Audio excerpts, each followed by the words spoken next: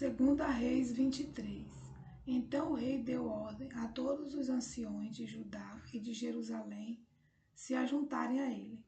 O rei subiu à casa do Senhor e com ele foram todos os homens de Judá, todos os moradores de Jerusalém, os sacerdotes, os profetas e todo o povo, desde o menor até o maior.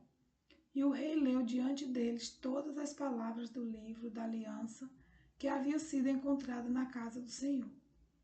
O rei se pôs em pé junto à coluna e fez aliança diante do Senhor para o seguir, guardar os seus mandamentos, os seus testemunhos e os seus estatutos, de todo o coração e de toda a alma, cumprindo as palavras desta aliança, que estava escrita naquele livro. E todo o povo concordou com esta aliança.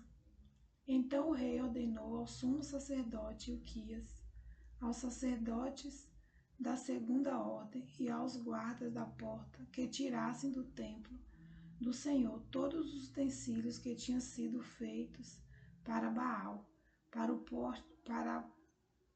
o poste da deusa Será e para todo o exército dos céus.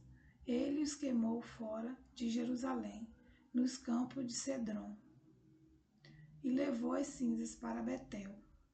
Josias destituiu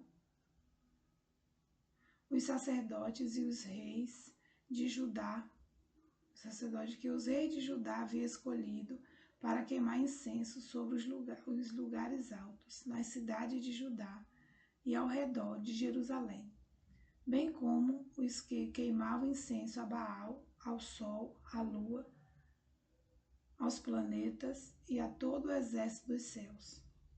Também tirou da casa do Senhor o poste da deusa Será, que levou para fora de Jerusalém, até o vale de Cedron, onde o queimou e reduziu a pó, que lançou sobre as sepulturas do povo simples. Também destruiu as dependências dos prostitutos cultuais que estavam na casa do Senhor, onde as mulheres teciam tendas para o poste da deusa Será. Josias trouxe todos os sacerdotes das cidades de Judá e profanou os lugares altos em que os sacerdotes queimavam incenso. Desde Geba até Betseba, derrubou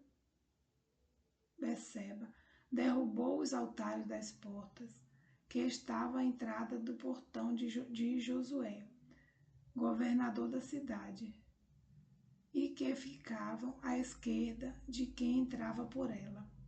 Os sacerdotes dos lugares altos não ofereciam sacrifícios sobre o altar do Senhor em Jerusalém, mas comiam pães sem fermento no meio dos seus irmãos.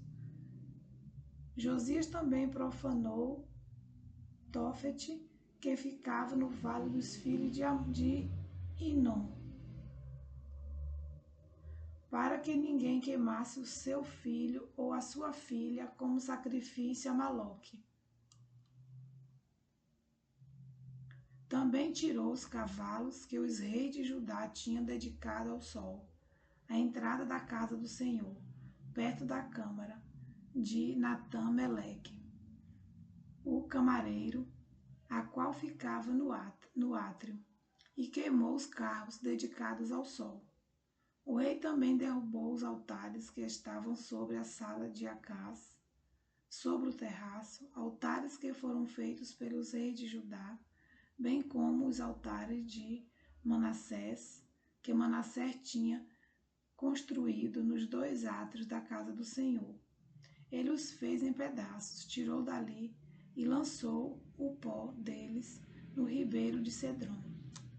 O rei profanou também os lugares altos que estavam a leste de Jerusalém, ao sul do monte da destruição, os quais Salomão, rei de Israel, havia construído para Astarote, abominação dos sidônios, para Quemos, abominação dos moabitas, para Milcom, abominação dos filhos de Amon.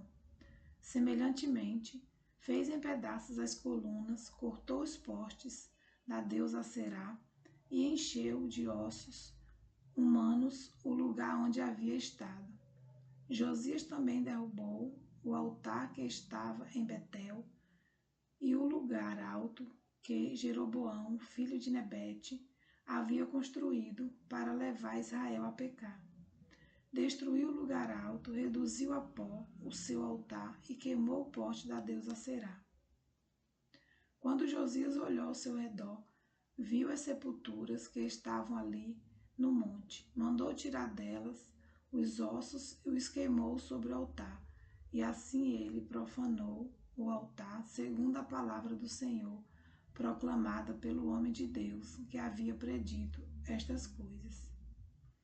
Então o rei perguntou: que monumento é este que estou vendo? Os homens da cidade responderam: é a sepultura do homem de Deus, que veio de Judá e proclamou estas coisas que o Senhor acaba de fazer contra o altar de Betel. Josias disse: deixe-no estar. Ninguém mexa nos ossos dele.